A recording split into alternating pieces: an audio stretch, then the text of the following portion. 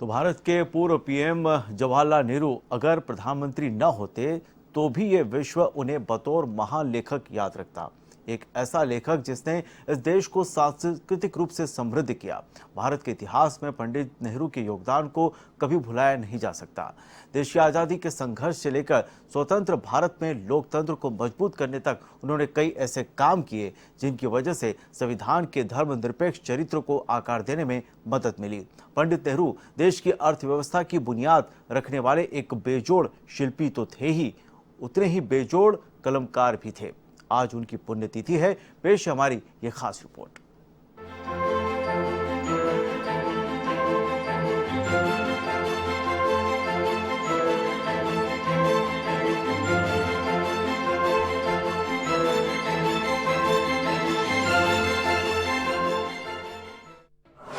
आधुनिक भारत के निर्माता थे जवाहरलाल नेहरू।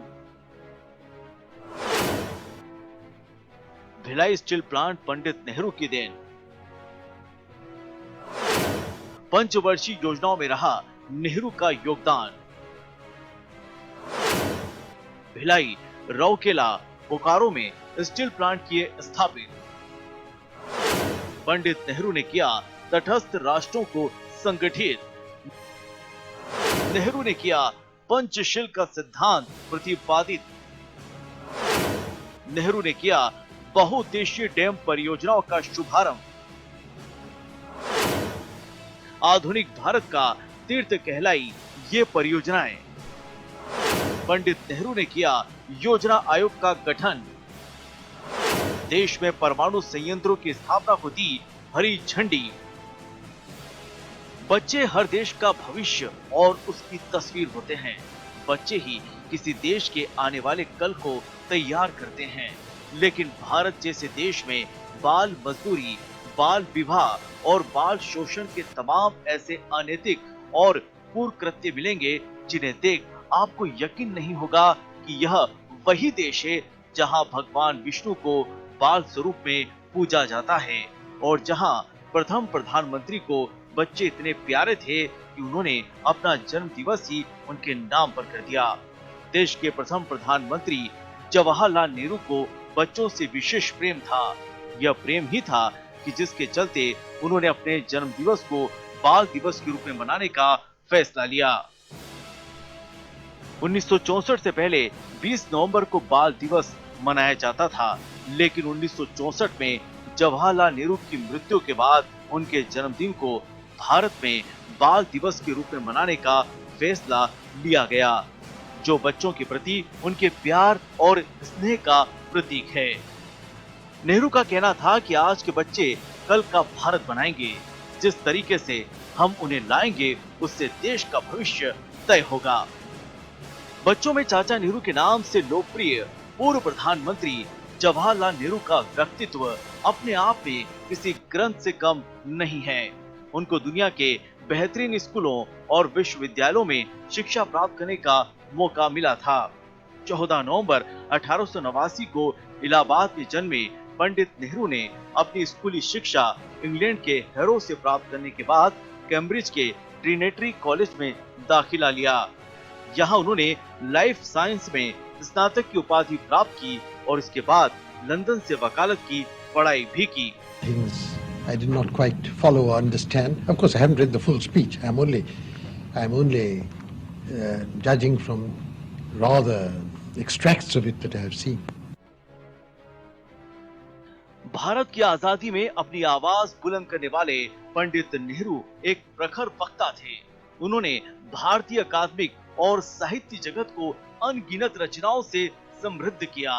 उनकी रचनाओं में the discovery of India, Bharat एक खोज, ग्लिम्प्स ऑफ वर्ल्ड हिस्ट्री और बायोग्राफी टुवर्ड फ्रीडम शामिल हैं।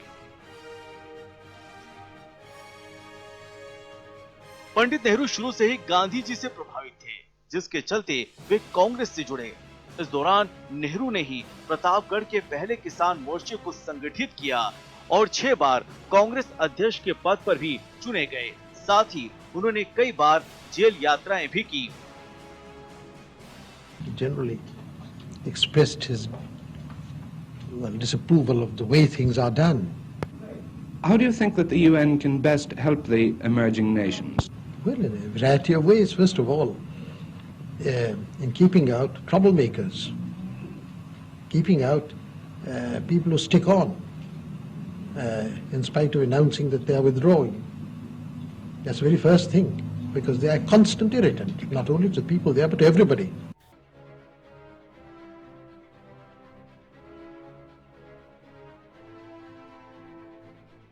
साल 1947 में भारत को आजादी मिलने पर जब भावी प्रधानमंत्री के लिए कांग्रेस में मतदान हुआ तो सरदार वल्लभ भाई पटेल और आचार्य कृपलानी को सर्वाधिक मत मिले, लेकिन महात्मा गांधी के कहने पर दोनों ने अपना नाम वापस ले लिया और जवाहरलाल नेहरू को प्रधानमंत्री बनाया गया। वे 1947 में स्वतंत्र भारत के पहले प्रधानमंत्री बने। पंचशील सिद्धांत का प्रतिपादन करने वाले पंडित नेहरू को भारत रत्न से भी अलंकृत किया जा चुका है।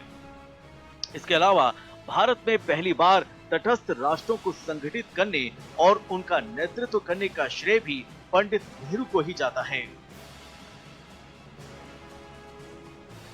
भारत के पहले प्रधानमंत्री पंडित जवाहरलाल नेहरू को आधुनिक भारत का रचयिता कहा जाता है।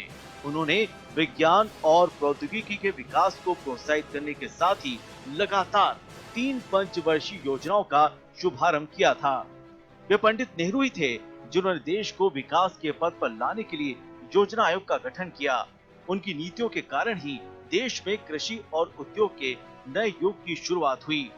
ये वे दौर था जब देश में भागड़ा नागल बांध, रिहत बांध, भिलाई और बोकारो इस्पात कारखाने की नींव रखी गई।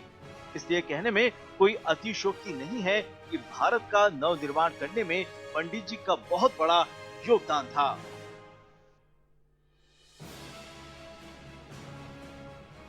यूं तो बहुत सारे लोग, खास तौर पर राजनेता, जिन्होंने सन 47 का भारत नहीं देखा, उससे पहले की आज़ादी की लड़ाई नहीं देखी, वो पंडित जवाहरलाल नेहरू कई मामलों में आलोचना करते हैं, खास तौर पर चीन को लेकर। उस वक्त भारत में एक सुई भी नहीं बनती थी जब भारत आज़ाद हुआ था।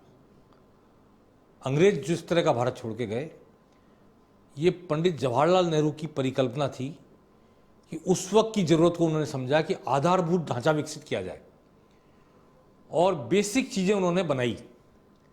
भाखड़ा नागल डैम जो है वो रावी व्यास पर उनकी सबसे बड़ी देन मानता हूँ, जिसके लिए उस समय विपक्ष ने बहुत प्रचार किया था कि पानी में से तो बिजली निकाल ली, अभी ये पानी किसी काम का नहीं रहा, खेतों में मत डालो। किसान भ्रमित हो गए। बाद में पता चला कि बिजली पानी से निकलती नहीं है, पानी के बहने से, प्रवाह से बनती है। तो भाखड़ा नागल डैम उनकी प्रमुख देन। बोकारो और राउरकेला भिलाई के इस्पात कारखाने, जिनसे आज जो कुछ भारत में इंफ्रास्ट्रक्चर बन रहा है लोहे से, स्टील से, उनकी आधारभूत संरचना। पंडित जवाहरलाल नेहरू का सबसे बड़ा योगदान मैं मानता हूं, उन्होंने योजना आयोग का गठन किया, स्थापना की और पंचवर्षीय योजना को जन्म दिया। उस कंसेप्ट को जन्म दिया कि 5 साल की योजना बनाई जाए, क्योंकि सरकार 5 साल के लिए चुन के आती है, तो 5 साल की वो योजना बनाए और उसमें अपने विजन को डाले, अपनी प्रायोरिटीज को डाले और उसके हिसाब से देश को आगे बढ़ाए। उनकी सबसे बड़ी एक और देन मैं मानता हूं पंचायती राज संस्थाओं को, और ये सौभाग्य राजस्थान को मिला कि 2 अक्टूबर के दिन नागौर में आकर दीप जलाकर पंडित जवाहरलाल नेहरू ने देश में पंचायती राज की शुरुआत की। तो आज देश कहीं भी पहुंच गया है। वो जो पंडित जवाहरलाल नेहरू के वक्त का भारत था, उस भारत को इसी बात की ज़रूरत थी कि बड़े कारखाने, बड़े बांध, बड़ी नहरें, बड़ा काम किया जाए, जिससे कि देश को आधारभूत संरचना मिले, ढांचा मिले और देश प्रगति की राह पर आगे बढ़ सके। इसलिए एक चीन युद्ध को लेकर आलोचना करने वाले लोगों को मैं कहना चाहता हूं कि पंडित जवाहरलाल नेहरू के प्रशासनिक और राजनीतिक कार्यों को अनदेखा नहीं किया जाना चाहिए। उनकी वजह से भारत को जो प्रगति की राह देखने को मिली, उसे जरूर याद किया जाना चाहिए और उसके लिए उनको नमन किया जाना चाहिए। पंडित जवाहरलाल नेहरू की रचनाओं में भारत का इतिहास, दर्शन, समाज, संस्कृति, धर्म और प्रकृति का उन्मुक्त रूप समाहित है। उनकी रचनाओं को पढ़कर ऐसा लगता है कि अपनी किताबों में उन्होंने समूची दुनिया के चप्पे चप्पे का ज्ञान उड़ेल लिया। इसी बीच पंडित नेहरू 27 मई 1964 में इस दुनिया से अलविदा हो गए। भले ही आज वह हमारे बीच नहीं हैं, लेकिन भारत ही नहीं, दुनिया के समस्त सहिष्णु, प्रगतिशील और उदारवादी विचारों वाले व्यक्तियों के दिलों में वे अपनी अमर कृतियों के साथ जिंदा है। Bureau report, A1 TV, Jaipur.